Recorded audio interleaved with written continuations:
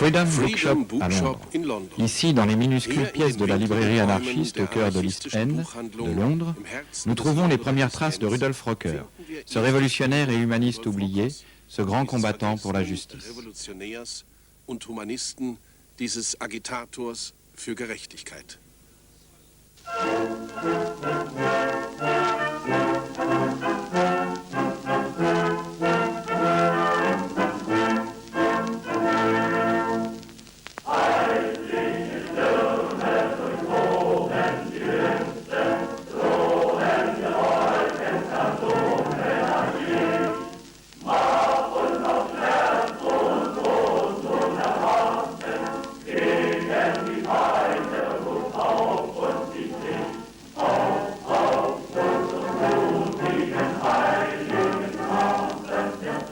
Ce n'est pas l'intelligence, mais le caractère d'un homme qui compte pour la sincérité d'une action. L'intelligence est un grand don, mais seulement si elle est employée pour une cause noble et pour le bien de tous.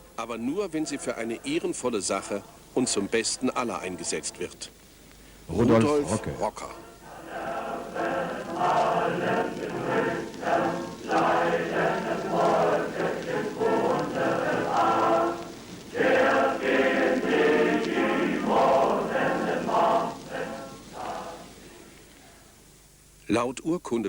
Selon les archives municipales, Rudolf Rocker est né le 25 mars 1873 à Mayence. Sa maison natale n'existe plus. Il reste une place vide dans la rue. Personne n'y fait attention.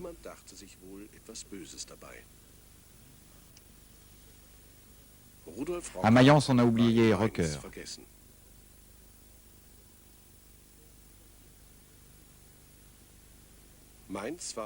Lorsqu'il est né, Mayence était la plus grande place forte de l'Empire. Cette place forte était détenue par les militaires prussiens, une réalité que la population de Mayence ne tolérait qu'à contre-cœur. Elle était attirée par la manière de vivre des Français et par leur tradition révolutionnaire. L'occupation française fut tellement idéalisée que l'on considérait Mayence comme une banlieue de Paris. Le jeune Rocker grandit dans cette atmosphère et passa d'agréables années de jeunesse dans la maison parentale, loin de toute misère.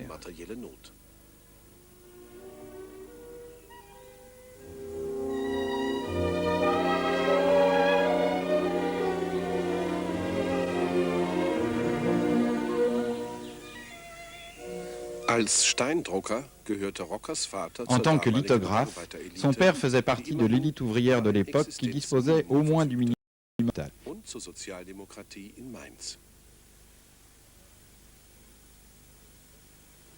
Il appartenait à la social-démocratie de Mayence. Il travaillait pour l'éditeur de musique Schott et Fils, une maison de tradition qui essayait à cette époque de populariser les œuvres de Richard Wagner.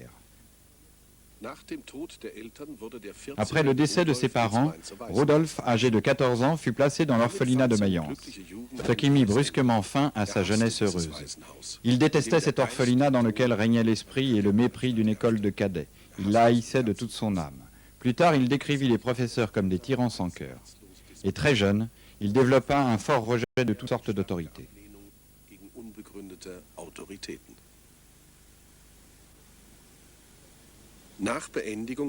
À la fin de sa scolarité, Rudolf s'engagea comme mousse dans la compagnie de navigation Cologne-Düsseldorf sur le Rhin. Mais son tuteur s'opposa à ce premier pas vers la liberté. Il exigea que Rudolf apprenne un métier artisanal. Ainsi, Rudolf devint relieur. Il eut donc accès à la littérature ouvrière révolutionnaire de cette époque. Son maître remarqua que Rudolf passait tout son temps libre à lire.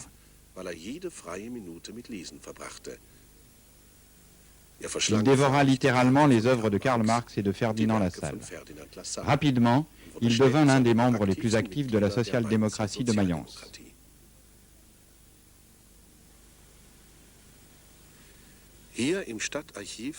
Ici, dans les archives municipales, on constate que Mayence fut un bastion du Parti social-démocrate. Ce n'est pas très étonnant, puisque Mayence était considérée depuis la Révolution française comme la ville la plus républicaine d'Allemagne. Les in-folios des archives de Mayence en sont les témoins muets. Tant que Mayence était sous administration française, la Société des Amis de la Liberté et de l'Égalité était aux commandes, jusqu'à ce que l'arrivée de la Prusse mit fin à ce rêve. Mais dans les tavernes, les anciens de 1848 continuaient à rester fidèles à la Révolution. Rudolf, âgé de 17 ans, cherchait à entrer en contact avec eux. Zu diesen Alten suchte der 17-jährige Rudolf Kontakt. Sein Lieblingsschriftsteller war Son écrivain préféré était Georg Büchner, qui avait participé aux barricades de 1848.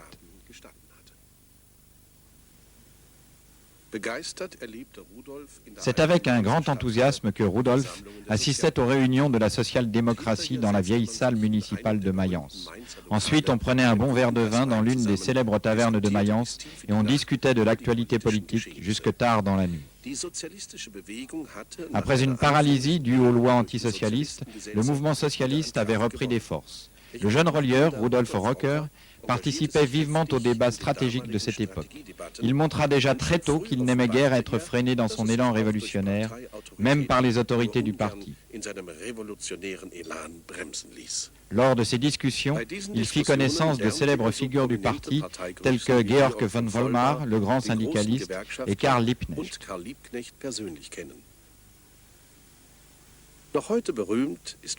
L'histoire suivante est encore célèbre aujourd'hui.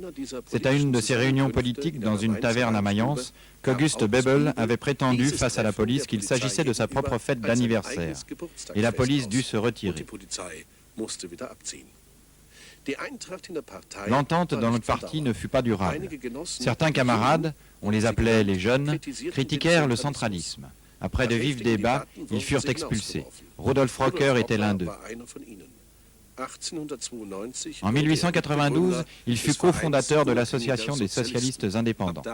Dès lors, sa pensée fut notamment inspirée par les idées des deux grands anarchistes, Bakounine et Kropotkin. Et dès 1892, Rocker dut fuir la police prussienne à cause de ses discours subversifs.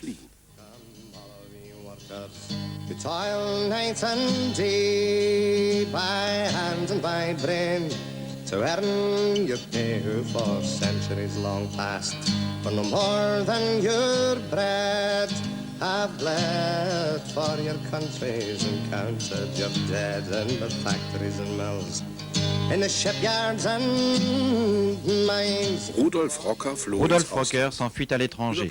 Passant par Paris, il atterrit comme de nombreux réfugiés à Londres. Au départ, il ne comptait pas y rester longtemps, mais finalement son séjour devait durer 25 ans. Les années les plus importantes de sa vie.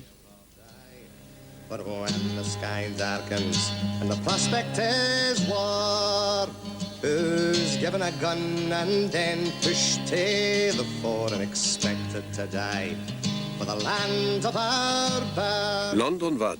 Londres était la métropole, la plus grande ville du monde, le centre du commerce mondial, le plus grand port du monde dans lequel travaillaient quelques 250 000 personnes.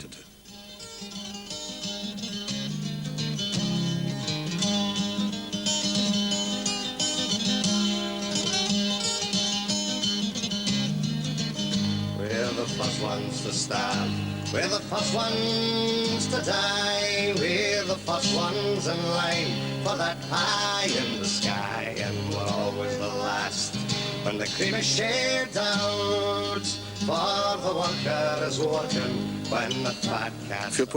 Londres fut la terre promise pour les réfugiés politiques du monde entier. Ici, on n'était pas pourchassé pour ses opinions. On ne connaissait pas de loi antisocialiste, pas de ressentiment envers les étrangers et les idées nouvelles. Since time first began, I had always expected to carry the can. Aujourd'hui, tout a changé. Le port de Londres n'existe plus et la tolérance ne vaut guère plus.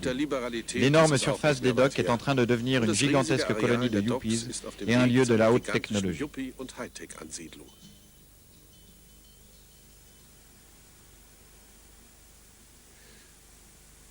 Rocker fut surpris par les monstrueux contrastes sociaux qui ne s'exprimaient pas seulement en pauvreté et richesse, mais aussi par le fait que chaque couche, chaque groupe de la population s'isolait dans son propre quartier, dans sa propre rue.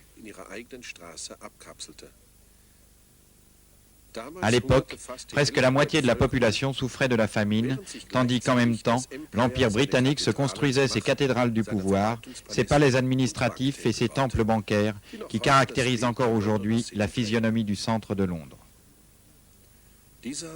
Cette architecture monumentale témoigne de l'amour-propre des lords et des ladies. des ducs, des marquis et des vicomtes de la haute société anglaise.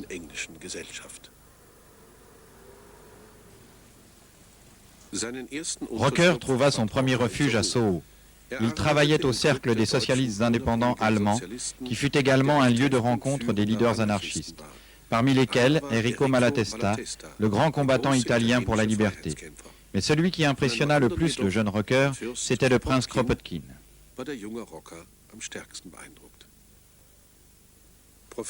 Le professeur William Fishman, historien et politologue au collège Queen Mary, un bon connaisseur de Rocker, nous a accompagnés à travers Londres dans notre recherche de témoignages.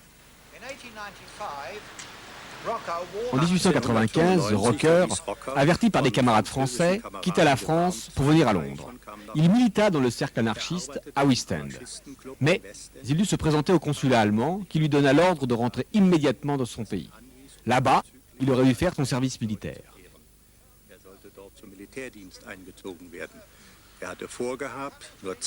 Il avait l'intention de n'effectuer qu'un séjour temporaire en Angleterre, mais maintenant, il était obligé d'y rester puisqu'il ne pouvait plus rentrer en Allemagne. Dans le cercle anarchiste, il rencontra un camarade allemand, Schreiber, du temps des jeunes, qui l'emmena chez les pauvres de l'East End. C'est la première fois qu'il était confronté à ce quartier, le plus terrible du monde occidental. Le quartier de la pauvreté, de l'immigration, de la déchéance, la plus grande concentration de population de Londres.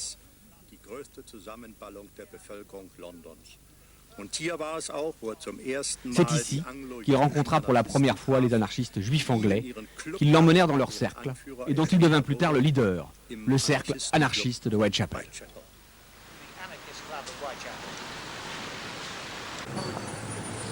Rocker, du fait qu'il avait déjà noué à Paris des contacts avec des groupes anarchistes juifs de l'Est, ce qui lui avait permis d'apprendre couramment le yiddish, put rapidement donner des conférences, avec beaucoup de succès dans les cercles anarchistes de Whitechapel. Firmin Rocker, artiste peintre, un des fils de Rudolf Rocker, qui vit aujourd'hui à Londres, se souvient.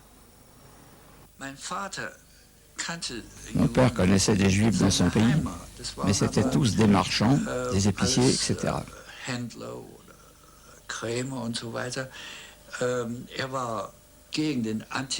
Il était contre l'antisémitisme en tant que tel, mais il n'était pas particulièrement attiré par les juifs allemands qu'il connaissait.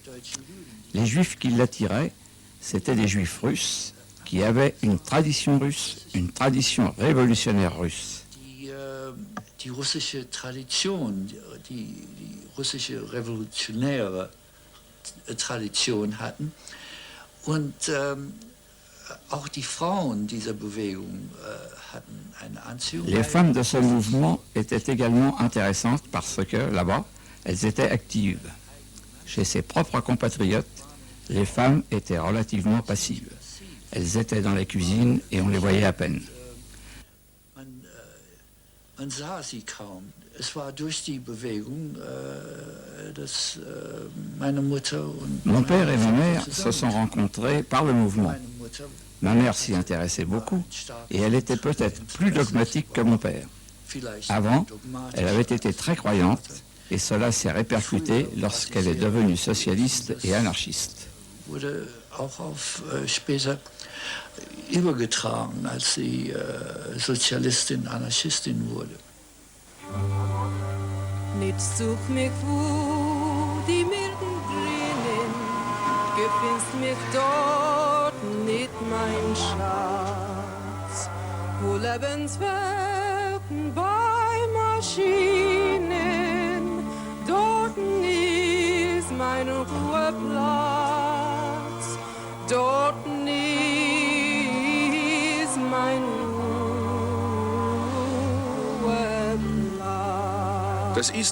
Depuis toujours, l'East End est un quartier par tradition d'immigrés. Au XVIIe siècle, les Huguenots, chassés de France, ont construit leurs misérables maisons ici. Ensuite vinrent les Irlandais, qui furent remplacés à la fin du siècle par les Juifs polonais et russes. Aujourd'hui, ce quartier est habité par des réfugiés du Bangladesh. Mein Ruheplatz, dort ist mein Ruheplatz.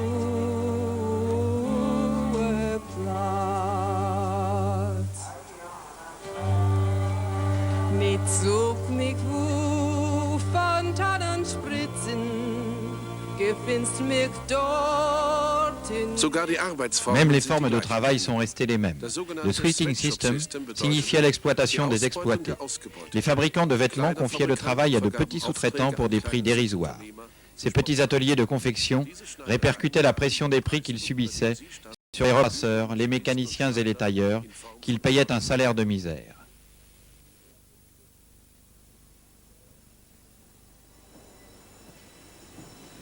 Dans ces maisons qui entourent le magasin de M. Mohamed Noutz étaient concentrés les Juifs. Ici se trouvaient les ateliers de couture dans lesquels ils travaillaient sur les machines jour et nuit, exploités par les employeurs.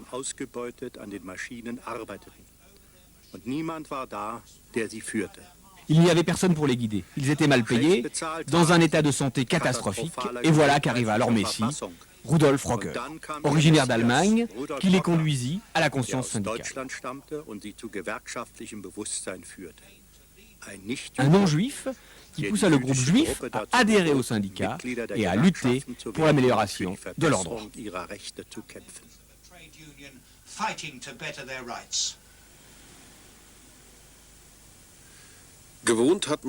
Les ouvriers habitaient juste à côté du lieu de travail. L'East End, et plus particulièrement le quartier de Whitechapel, était complètement surpeuplé. Il représenta rapidement la plus forte densité de population d'Angleterre. De 100 000 juifs en 1890, le nombre passa à plus de 300 000 en 1915. Ils habitaient dans de petites maisons dont les fenêtres ne s'ouvraient pas, sans eau et sans installation sanitaire. Ne parlons pas de la lumière au gaz, installée depuis longtemps déjà dans les quartiers mieux lotis. Une puanteur indicible émanait des rues dans lesquelles des êtres affamés cherchaient un travail quelconque. Les travailleurs indépendants, qui étaient souvent dans une meilleure situation, habitaient là, dans ces hôtels ouvriers.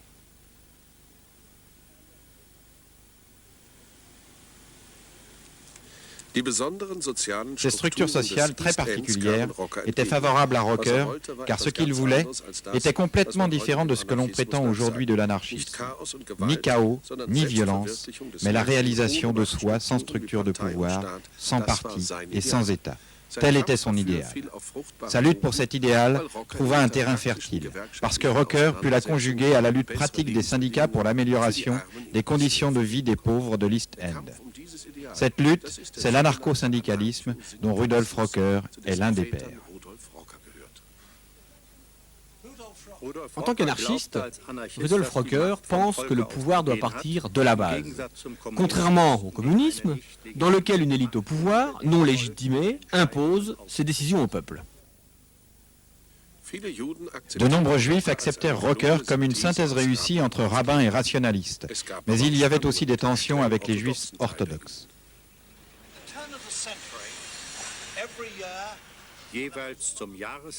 Chaque fin d'année, à l'occasion de la fête religieuse juive de Yom Kippour, des milliers d'anarchistes et de communistes juifs se rassemblaient ici, au coin, devant la synagogue, tandis que les rabbins entonnaient leurs psaumes.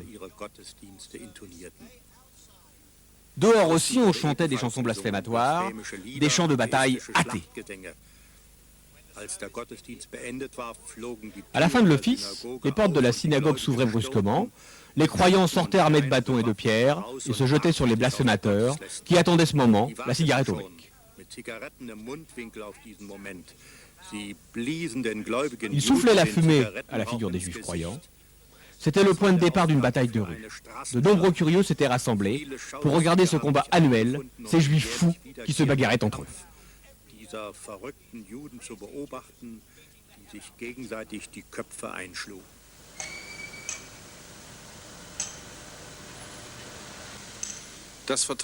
Rocker a rapidement conquis la confiance de la population juive progressiste de l'East End. Pendant d'innombrables réunions, il était le porte-parole des Juifs. Mais ce ne fut qu'une partie de sa lutte.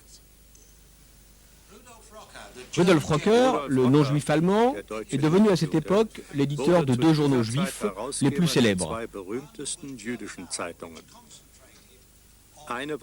L'un était Germinal, qui se préoccupait de politique, de littérature, de l'histoire du XIXe siècle. Voici Germinal. L'autre était l'Arbeiterfreund, un hebdomadaire juif dont les journalistes avaient été recrutés dans les rangs des meneurs anarchistes de l'East End.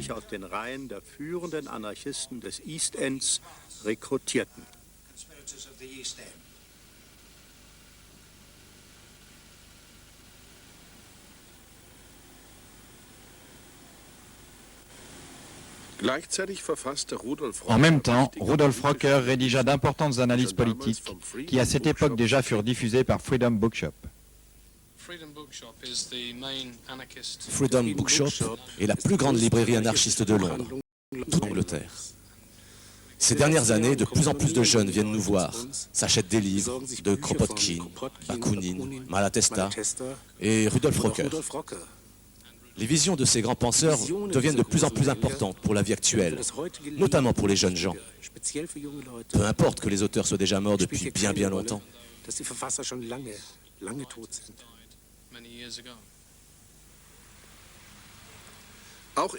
Dans la vie privée aussi, Rudolf et sa compagne Millie furent des hôtes et des interlocuteurs très appréciés au cœur du mouvement.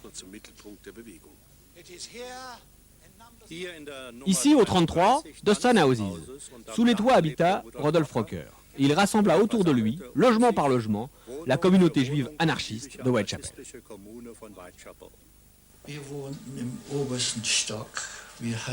Nous habitions au dernier étage. Nous avions une cuisine et 2 pièces. La grande pièce était le bureau de mon père et elle servait également de chambre à coucher à mon frère aîné Rudolf.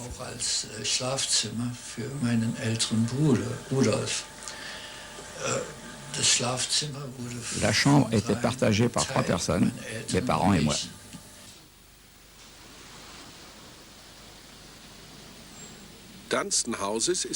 Dunstan Houses est lié à l'époque exceptionnelle de l'épanouissement de l'anarchisme juif dans l'East End.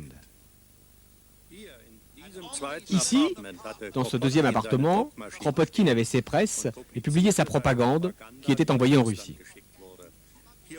Ici, l'anarchiste Zablitsky, une des amies juives de Rocker, avait organisé un repas en faveur des mutins du cuirassé Potemkin.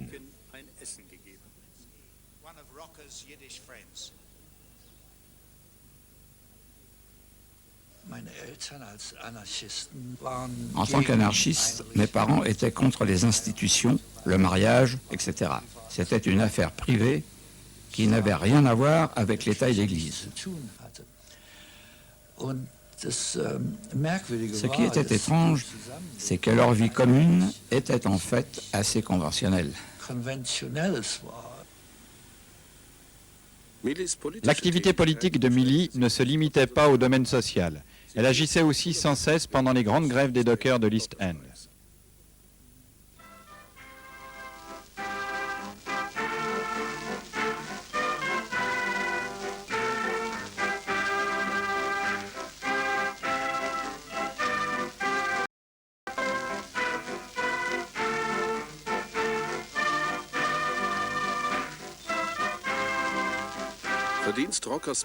Le mérite de Rocker dans ces grèves était d'avoir réussi à unir les tailleurs juifs et les dockers dans une lutte commune pour leurs droits.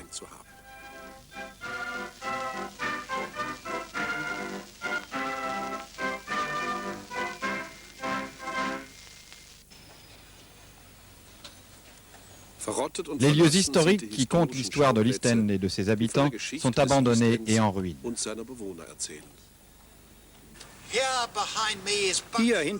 Derrière moi, la Back Road School, devant laquelle Rocker se tenait toujours pour faire ses grands meetings devant les juifs pauvres. À l'époque, cette école était presque à 100% juive.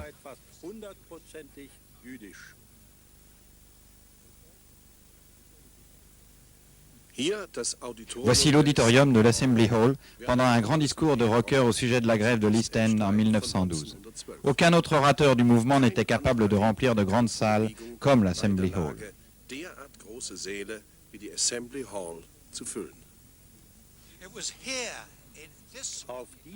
Sur cette place, Rudolf Rocker a organisé une manifestation de masse en 1912.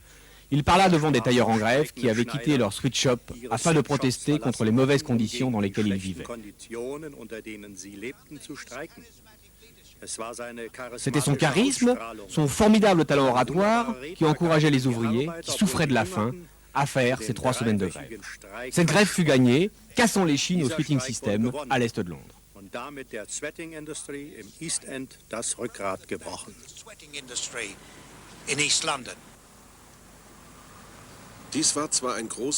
Certes, ce fut un grand succès, mais au fond, les conditions sociales n'avaient pas changé. Nous voyons ici une rue typique des quartiers pauvres, dont le style victorien, pratiquement intact. Au coin, une grande école, et à gauche, le bordel de Miss Rose. Ici, à cet endroit, 2 porteurs de valises sous ont trouvé, le 13 août 1888, à l'aube, le cadavre d'une femme. Son corps était ouvert du ventre jusqu'au cou, ses intestins répartis sur la poitrine.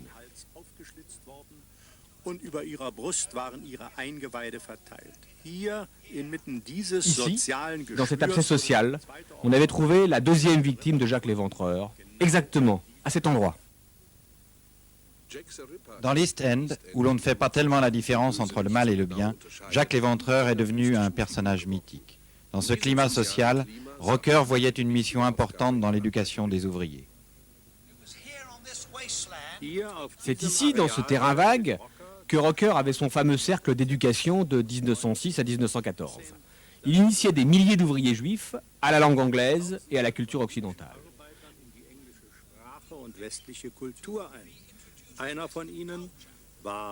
L'un d'eux était Alexandre Granach, qui deviendra un célèbre acteur sur les scènes de la République de Weimar. Des hommes qui, plus tard, ont écrit l'histoire, allaient et venaient. Tchitcherin, le premier commissaire du peuple aux affaires étrangères de l'Union soviétique, était ici.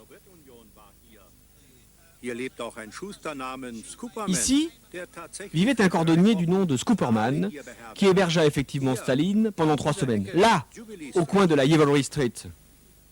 Rocker fonda ici avec ses amis la première université populaire, devenant ainsi un précurseur de la formation pour adultes. Notre photo montre les enseignants de l'époque. Il faisait volontiers des conférences sur la littérature, mais il aimait aussi les arts plastiques et enseigna les langues. En même temps, il fonda dans le Grand Théâtre la première scène prolétarienne de Londres. Il y avait des juifs, par exemple en Italie, en Espagne et ailleurs, où commençaient des réactions, et de nombreux réfugiés venaient en Angleterre. C'était une vraie tour de Babel. On entendait du français et de l'espagnol.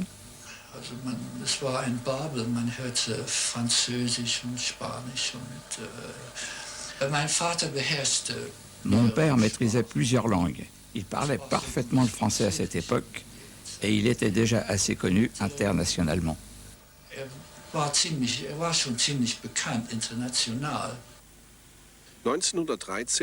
En 1913, Rocker fut invité à une tournée de conférences aux États-Unis. Les Américains firent un accueil triomphal au libérateur des ouvriers de l'East End. À cette époque, un danger grave et inattendu menaçait le mouvement anarchiste. Certains groupes dissidents se décidèrent pour la propagande par le fait. Ils couvrirent l'Europe d'une immense vague d'attentats et de terreur. L'Angleterre n'en fut pas épargnée. Lorsque des extrémistes croates se barricadèrent dans la rue de Sydney, tirant à l'aveuglette, le ministre de l'Intérieur, Winston Churchill, a même employé l'armée contre eux. La conséquence fut une campagne sans précédent contre l'anarchisme dans la presse quotidienne anglaise. Ainsi, le mouvement créé laborieusement par Rocker perdit son pouvoir d'attraction et son influence. Bien que le prince Kropotkin ait déjà prévenu en 1912 du danger croissant d'une guerre, Rocker ne voulait pas y croire. Il ne pouvait pas s'imaginer que des ouvriers prendraient les armes contre des ouvriers. Il fut d'autant plus surpris par le commencement de la guerre. Pacifiste inconditionnel, il fut interné dès l'année 1914 au camp d'Alexander Palace. Voici une photo. En tant que porte-parole des internés, Rocker créa un cercle d'éducation et tint une centaine de conférences jusqu'à la fin de la guerre. Fin 1918, il fut expulsé d'Alexander Palace vers l'Allemagne, où il dut tout d'abord se reposer des graves suites de son internement. Rocker trouva un peuple affamé et un pays ruiné économiquement. Mais la guerre perdue avait fait surgir un immense potentiel révolutionnaire que Rocker voulut utiliser dès son rétablissement. Encore, en 1919, il créa à Berlin la FAUD, la Libre Union des Travailleurs d'Allemagne, à l'exemple de ses syndicats de l'East End. Maintenant, Rocker voyait également en Allemagne la possibilité d'un socialisme anti-autoritaire, sans parti ni État, fondé sur les intérêts collectifs des individus. En 1922-1923, des millions de personnes étaient sans emploi. Une organisation internationale pour tous les groupes anarchistes, l'Association internationale des travailleurs, fut créée grâce au travail incessant de Rocker, qui en fut l'un des 3 secrétaires. Mais la percée lui resta impossible avec ces 2 organisations. Les idées socialistes libertaires ne purent s'imposer face au prolétariat industriel autoritairement organisé. L'idée anarchiste d'une société libre sous forme de communauté solidaire de tous les hommes, sans parti ni État, sans domination ni autorité, fut écrasée dans les luttes pour le pouvoir de la République de Weimar. Rudolf et Milly connurent Berlin comme la métropole bouillonnante de l'Europe. Le monde entier regardait vers Berlin. À la suite de Paris et de Londres, la capitale allemande était devenue un centre d'immigration en Europe. Rudolf connaissait cette atmosphère depuis son exil dans l'East End et il fut pris à cette époque d'une nostalgie de l'Angleterre.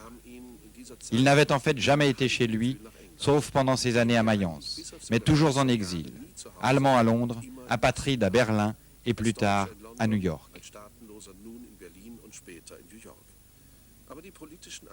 Mais les activités politiques à Berlin et les contacts internationaux laissèrent peu de place pour ses sentiments. Le logement des Rockers devint le point de rencontre pour les amis du monde entier. Un invité particulièrement bienvenu, l'une des figures marquantes sur la scène anarchiste internationale, était le leader anarchiste espagnol Durruti. Le seul papier que j'ai falsifié dans ma vie, c'était le passeport de Durruti. Durruti et Escaso n'étaient désirés nulle part et ils devaient voyager avec de faux papiers.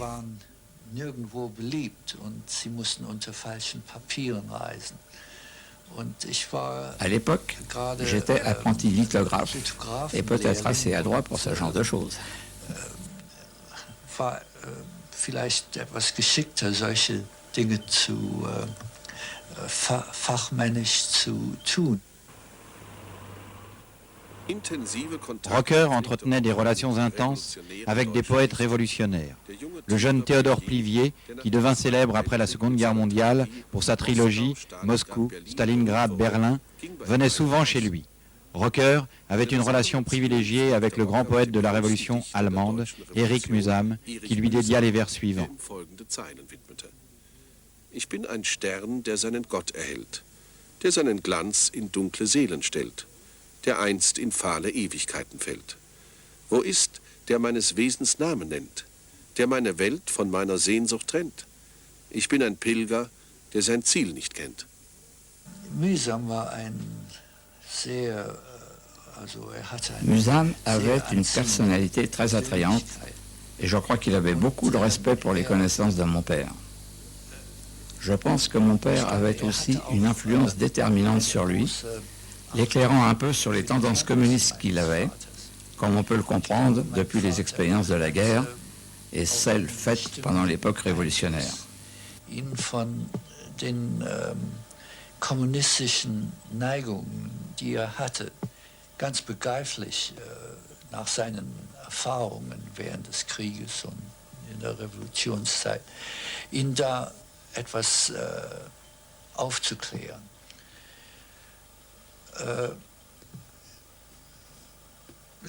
Mühsam war vielleicht... Mühsam était peut-être le meilleur ami de mon père à cette époque, pendant les années 20. Mon père a été bouleversé quand Mühsam est tombé entre les mains des nazis, trouvant une mort atroce dans les camps. Mühsam den Nazis in die Hände fiel und so elend im Lager umkam.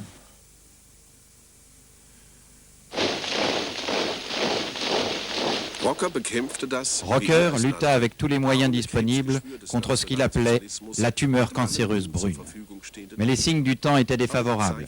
La prise du pouvoir par les nazis ne put être empêchée par une résistance solidaire des travailleurs.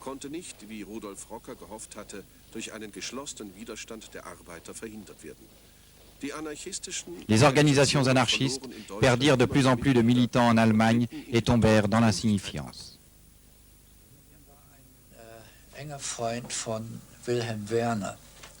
C'était un bon ami de Wilhelm Werner qu'il connaissait du mouvement des jeunes. Werner lui a conseillé de partir le plus rapidement possible dès que l'on a appris l'arrestation d'Erich Mühsam. Vorzureisen, sobald man wusste, dass Erich Mühsam verhaftet worden war. Und ich glaube, es war gleich nach dem Reichstagsfeuer. Ce fut certainement juste après l'incendie du Reichstag qu'il est parti avec ma mère. Je crois qu'il est allé d'abord en Suisse, puis en France. Mais il n'est pas resté en France. Il s'est rendu en Hollande, puis en Angleterre. Mais comme j'étais à l'époque aux États-Unis, il lui a semblé une bonne idée de se rendre en Amérique.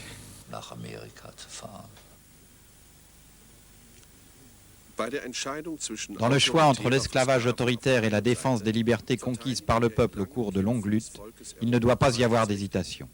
Rudolf Rocker.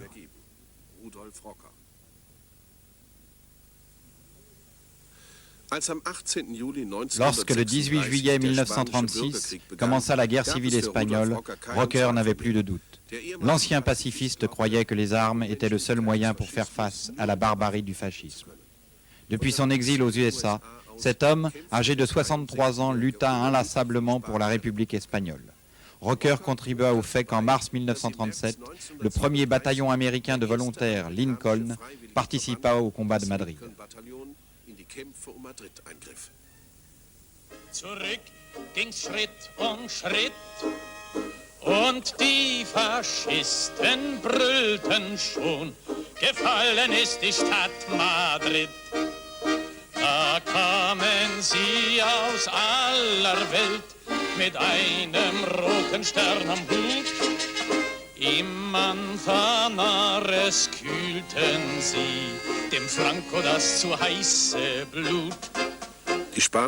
La République espagnole était aussi le grand espoir des anarcho-syndicalistes.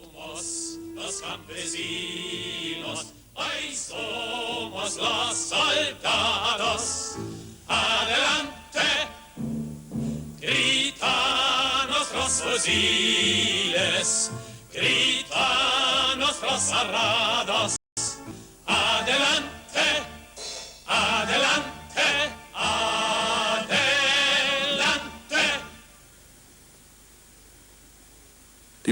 La brutalité et la supériorité matérielle du fascisme menèrent à l'anéantissement de la République. Wir haben die Stellung verlassen, denn es half auch kein O Herr mon Dieu. Kameraden der Interbrigaden, unseren Toten ein letztes Adieu. Abattu par les bombes de la Légion Condor, il ne resta plus que le chemin de la défaite. Rocker pressentait que non seulement l'Espagne, mais l'Europe et le monde entier allaient vers une sombre époque. Il acheva alors aux États-Unis son œuvre principale, Nationalisme et culture. Dans ce livre, il s'agissait pour lui de montrer sur une vaste base scientifique que des structures de pouvoir centrales avaient été depuis toujours une entrave fatale à l'évolution de l'humanité. Firmin Rocker sur l'œuvre de son père. Mon père était mieux connu en Espagne que dans son pays. Ses livres, tout ce qu'il écrivait était publié en espagnol.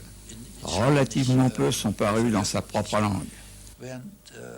In seiner eigenen Sprache verhältnismäßig wenig erschienen ist.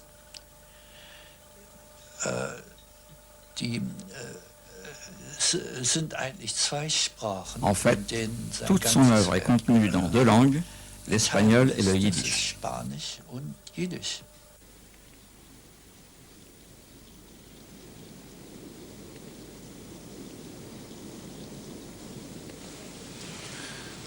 C'est surtout pendant ces années dans l'East End de Londres que Rudolf Rocker put vivre et réaliser ses idéaux. Il avait su unir la théorie et la pratique et libérer les hommes de leurs jougs sans les mettre dans une nouvelle camisole idéologique. Il ne s'est pas battu pour eux, mais avec eux.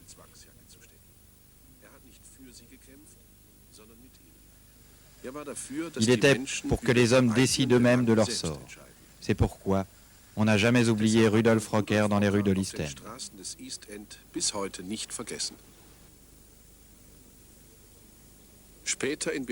Plus tard, à Berlin, les temps heureux, comme sur la peinture de Firmin Rocker, se firent rares.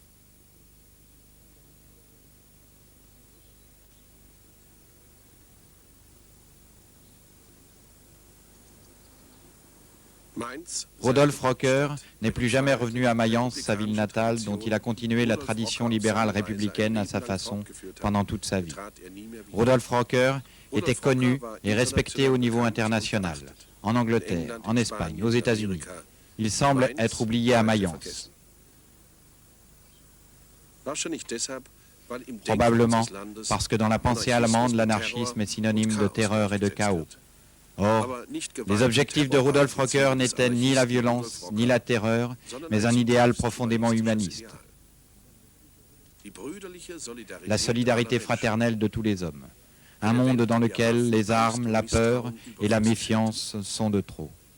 Un monde sans oppresseurs et sans opprimés, un monde sans dirigeants et sans dirigés, sans victimes et sans héros de l'histoire.